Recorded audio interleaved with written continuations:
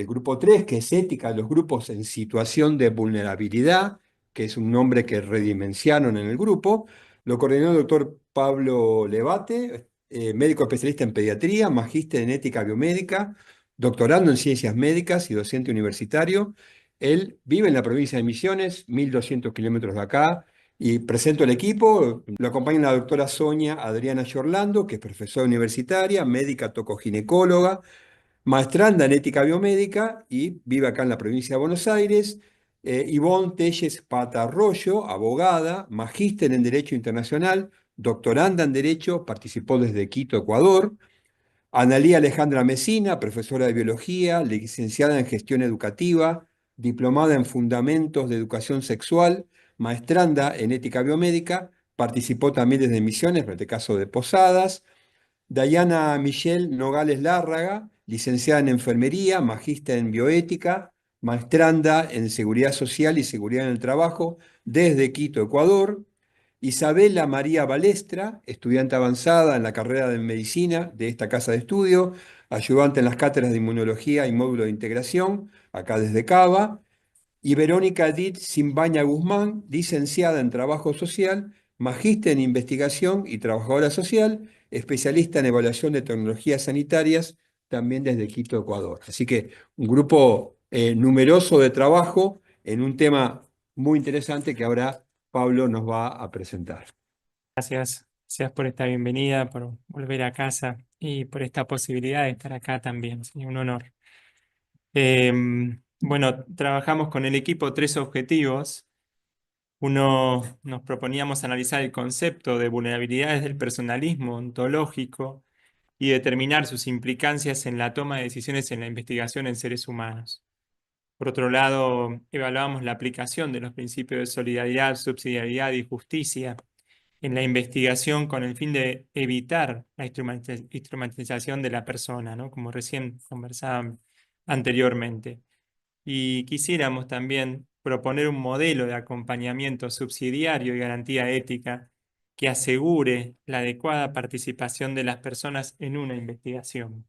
Para eso trabajamos con el Triángulo de Grecia, donde desarrollamos un primer análisis científico y descriptivo, revisando los protocolos, viendo los marcos regulatorios, las dinámicas actuales que se están dando en relación a las investigaciones. Vimos el sustento antropológico y filosófico, profundizando sobre el concepto de persona y la fundamentación ontológica.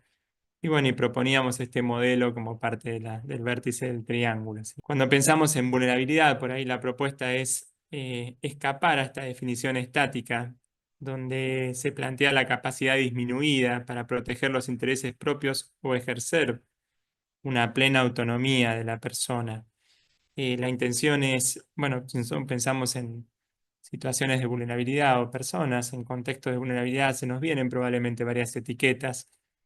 La realidad es que la propuesta es empezar a ver la vulnerabilidad en una realidad variable y compleja, donde no hay una condición, no se trata de una condición intrínseca, inamovible de la persona, sino una susceptibilidad que se ve aumentada en determinados contextos, donde puede haber diferentes situaciones jerárquicas o, bueno, tal vez en determinados contextos hospitalarios o situaciones donde se plantea la investigación, en la vulnerabilidad de la propia persona viviendo una enfermedad compleja y complicada, y también en determinadas situaciones que claramente determinan una limitación en la autonomía y en la autodeterminación cuando no se les brindan los ajustes y los apoyos adecuados a lo que esa persona necesita. Claro que es determinante para poder ser realmente autónomos y autodeterminantes.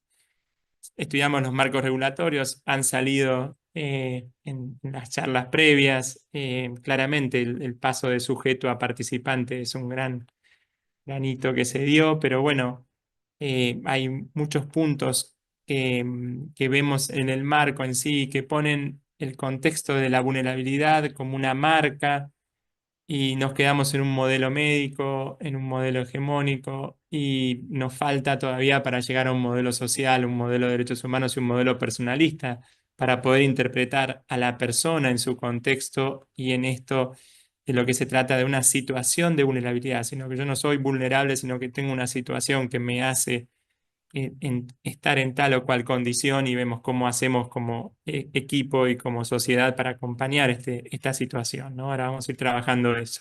Cuando pensamos en reclutamiento, ya se habló del consentimiento informado. Históricamente, Guillermo nos planteaba esta relación asimétrica de poder, el contexto y las situaciones personales del participante sin los apoyos. Insisto mucho en apoyos y ajustes que son determinantes porque pueden condicionar que un consentimiento sea verdaderamente libre y razonado. Es fundamental verificar la comprensión que se está dando frente a este consentimiento o tal vez asentimiento que estamos pidiendo en el participante.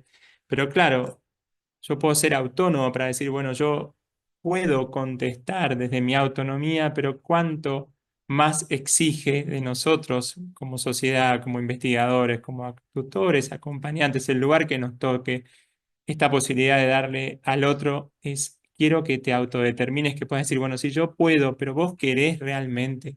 Este es el gran paso donde uno puede ver la grandeza del otro, ¿no? Y de nosotros mismos. Donde se debe evaluar, este es un punto importante, lo vemos poco en los estudios, por lo menos no es lo clásico, evaluar periódicamente la voluntad de la persona de continuar en el estudio. Muchos participamos en investigaciones, estamos desesperados por la N. Si nos empieza a caer la N, perdemos rigor científico, no sé si rigor, perdón, perdemos validez estadística. Es un problema empezar a preguntar, ¿querés seguir o no querés seguir? Sabemos que los comités claramente miran si hay efectos adversos, si el placebo es mejor, si es la droga que estamos comparando, pero ¿quién le pregunta, che, con todo esto, ¿querés seguir un poquito más? Eso hay miedo de preguntar, creo que no sé cuántos lo preguntan, ¿no? Yo mismo me planteo en las investigaciones que he participado, no sé si tenía ganas de bajar la N si me decían que no, ¿sí? Bien, acá estamos, esta es la realidad, reclutamiento, consentimiento informado. Qué fuerte es cuando le ponemos un contexto y una fundamentación antropológica clara, ¿no? Trabajamos algunos autores con el equipo, Jean Ladrier nos plantea esto de la inducción existencial, donde el individuo pasa a ser nos propone que no pase a ser un engranaje, un número en la planilla de Excel, en la estadística, una N, ese paciente que estamos invitando a participar en ese contexto de verdad. Levinas es fabuloso con su rostro del otro que nos invita a ver esta manifestación del infinito. Es profundo lo que él plantea, ¿no? Está como ver esta vulnerabilidad desnuda frente nuestro en esta complejidad del otro, desde mi visión, que también es limitada porque el otro en sí es inabarcable. Y esta invitación de Kant siempre de ver a la persona como un fin en sí mismo, dotada de dignidad, la Declaración de los Derechos Humanos, la ONU que nos reafirma en su preámbulo y en su artículo primero que todos los miembros de la familia humana nacen libres, iguales en dignidad y derechos. Dignidad antes que derechos. Esto es interesante. 1950 aproximadamente, ya la dignidad está por encima de la ley positiva, ¿no? La empiezan a plantear de esa manera. Y es Grecia superador que nos dice, bueno, todo bien, pero la realidad está profundamente afianzada, arraigada y sostenida por el ser, por su mirada ontológica y esta capacidad intrínseca que ya habíamos conversado antes de la posibilidad de decir, reflexiono sobre mí mismo y me autodetermino con esta decisión, ¿no? Y ahí estamos en estos principios personalistas que queríamos profundizar, donde la justicia, no entendida como una justicia distributiva, en donde tenemos en cuenta la equidad en riesgos y beneficios, que es fundamental. No podemos olvidarnos de esta justicia distributiva, pero Grecia nos invita un poco más, ¿no? Decir, bueno, vean un poco más, cuestionen la legitimidad inicial, esta inclusión de este participante, por qué este y por qué no en otro, eliminen la instrumentación de la persona, examinen la desigualdad y los desafíos que pueda tener cada persona y hagan los ajustes y apoyos necesarios para que esa persona de alguna manera pueda realmente autodeterminarse. Ajustes y apoyos desde, no sé, pienso en una persona con discapacidad intelectual o en pueblos originarios, los guaraníes de mi zona. Como, bueno, a ver, ¿puedo transmitirle lo que realmente me está entendiendo en el mismo lenguaje que estamos hablando. Hay personas no verbales, bueno, me comunico a través de un sistema aumentativo de comunicación, logro hablar con los terapeutas para realmente ver y potenciar esa autonomía. Y a veces la autodeterminación de esas personas pasa por decir, yo quiero que este sea mi tutor, que tal vez es un tutor diferente al legal, para que me acompañe a sentir y que él consienta frente a esta propuesta de investigación que me están haciendo. Pensamos en solidaridad, esta investigación guiada hacia el bien común, a veces investigaciones que no tienen repercusión sobre esa misma persona, que se piensan en el bien común, el investigador en este contexto de pensar en el bien común, valorando la independencia de cada persona y no nos olvidemos de la subsidiariedad, donde el deber de cada uno de nosotros es reconocer al otro en su totalidad, ofrecerle lo que tanto hincho de los ajustes y apoyos, pero sin suplantar su posibilidad de decisión, su integridad personal para que nos diga sí, quiero seguir, no, acá estoy, me autodetermino, reflexiono y avanzo, ¿sí? Compartimos un poco, la verdad que le pedí a Notebook LM como guía y fui trabajando para poder presentar este modelo de una forma más atractiva, donde el centro es la persona, de alguna manera con estos principios de justicia, solidaridad y subsidiariedad propuestos por Esgrecia, que vienen a protegerla, a cuidarla, a guiarnos, como en el contexto que estemos, saliendo un poquito más de los círculos, investigadores, participantes o comité. Investigador como agente moral salió, el doctor Marini próximamente va a trabajar más en profundidad con su equipo, lo vamos a escuchar.